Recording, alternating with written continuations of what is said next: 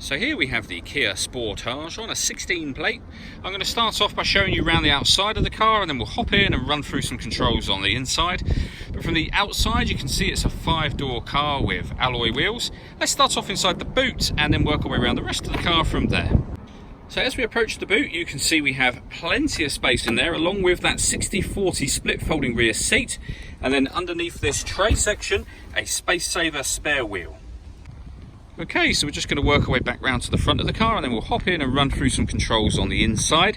Now that we've done a full circle of it though, you can see it's in excellent condition the whole way around.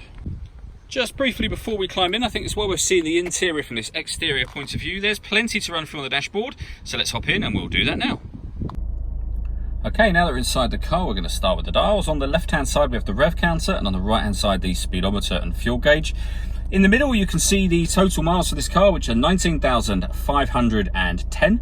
And then above that we have various different bits of information which you can access via buttons on the steering wheel, including that digital readout for the speedometer, other bits of fuel economy information, as well as a couple of settings menus as well. If we back out to the steering wheel, the buttons I was using just a moment ago are here. We've also got cruise control over that side, and then on the left hand side of the steering wheel, stereo and phone controls, including voice activation for the phone. So you can hit that button, ask it to dial anyone in your contacts list, and it will do that for you without you having to take your phone from your bag or pocket.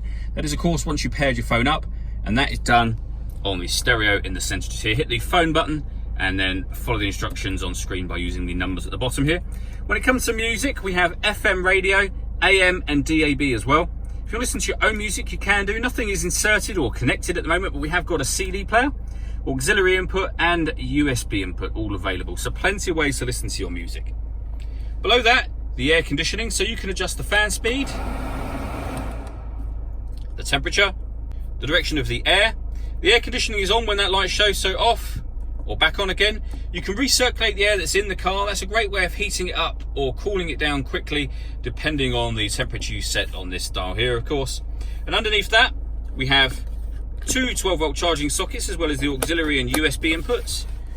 We have a 6-speed manual gearbox, and then these two buttons here. This one turns off the stop and start. So this car is designed to cut out when it's stationary in traffic to save you fuel. That button turns that system off, and this one turns on the downhill brake control, which it shows on there. So if you know you're going to take the car off road, turn that system on before you do so.